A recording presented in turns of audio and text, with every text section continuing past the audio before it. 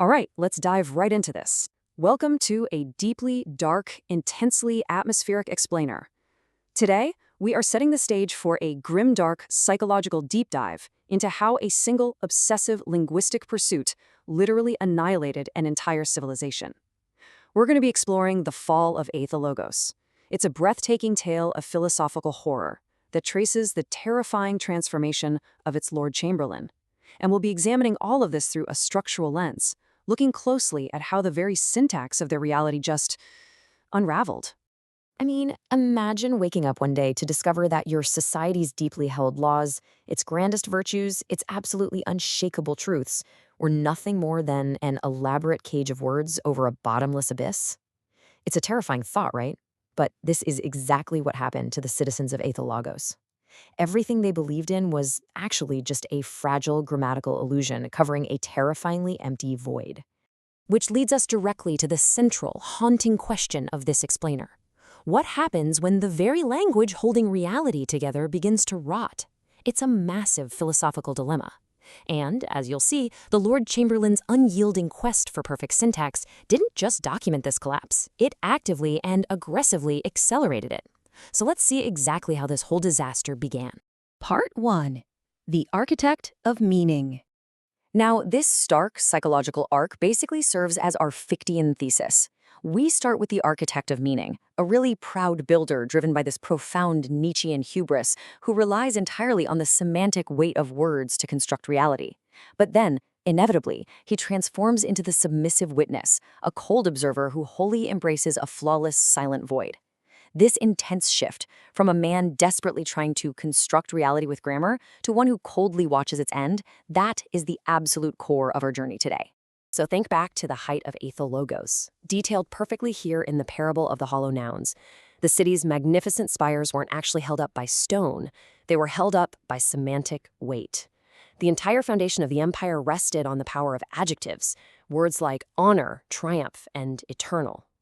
As the self-proclaimed architect of their meaning, the Chamberlain held this absolutely steadfast belief. If the grammar of the empire was flawlessly constructed, it would quite literally outlast the stars themselves. For sure, linguistic perfection was their foundational bedrock. But then, the syntax fails, and this brilliantly illustrates what the historical records call the murder of the adjective. The descriptive beauty of life was just brutally stripped away. Vibrant cultural signifiers withered instantly. The citizens found they could still speak a word like justice, but it had become a hollow, dead noun. It had entirely lost its semantic weight. It was merely a skeletal label that literally could no longer support the conceptual weight of a judge's gavel. Part 2. The Slaughterhouse Phonetic. Here we move into our Fichtean antithesis, tracking this devastating chronological timeline of linguistic decay, and you can see the tragic progression so clearly. It starts in the first era with those magnificent spires of semantic weight we just talked about. But then we plunge straight into the terrifying Great Decade of Rot, where the grammatical fabric of reality tore apart in the inner circles. Finally, it descends into absolute nothingness in the final hour, ending in what the Chamberlain chillingly dubbed the corrected text. Now, during that Great Decade of Rot, the panic was absolute. As the citizens realized their virtues were just an elaborate cage over an abyss, their desperate cries for help, which were once articulate, soulful, deeply human pleas, devolved into raw, unmapped phonetic noise. The very grammatical fabric of their reality had torn apart so completely that they could no longer even form the concepts required to express their own agony. It's incredibly dark. And the Chamberlain? Well, watching from the High Library, he perceived this collapse in a terrifyingly detached way. To him, the screams of his own kin were no longer human. It was merely the noise of a slaughterhouse. In his rapidly shifting perspective, human suffering was entirely stripped of its syntax and reduced to mere animalistic vibration. Part 3. The Serpent in the Script. Applying a deeply Nietzschean philological lens here, we can see exactly what broke the Chamberlain's mind. As he excavated the sacred texts of Aethelogos, desperately looking for a solution, he realized the will to truth he had served his entire life was actually a venomous serpent. He discovered that language didn't build reality at all. Actually, scratch that. Language was a tool of dissection.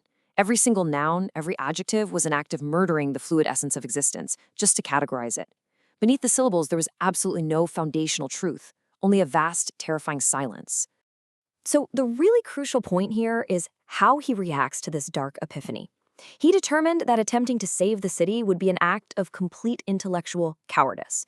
He just couldn't lie to himself anymore. Instead, he chose to sit back and watch the deceptive, bleeding prose of his culture dissolve into anonymous, ungrammatical ash. Part 4. The final punctuation.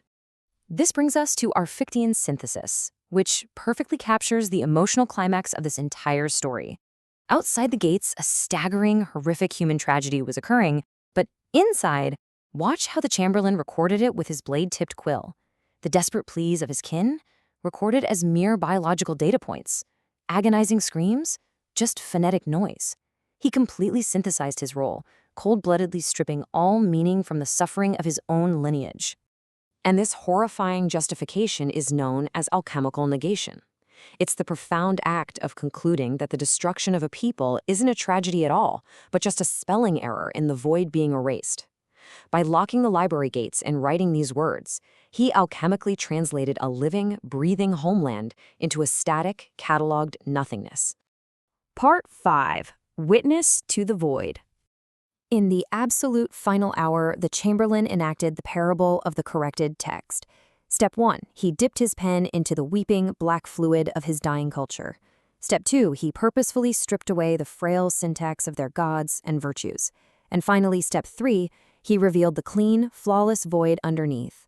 He didn't view this total annihilation as a horrific destruction, but merely as the correction of a flawed, messy manuscript. In his final psychological state, as the very names of things unraveled from the soil of the empire, he didn't feel despair. No, he felt the stark, beautiful clarity of absolute nothingness. The transition was completely finalized.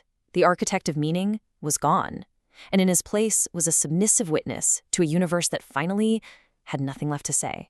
And so we end here, at 0. I want to leave you with this final, provocative thought to consider today.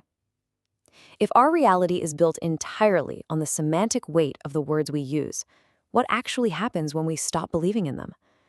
Are we too just living in an elaborate cage of words? The Lord Chamberlain found his absolute linguistic truth, but it left him with nothing but a beautifully cataloged 0. Thanks for exploring the dark fall of Aethel Logos with me in this explainer. I really hope this deep dive leaves you questioning the very words you use to build your own reality.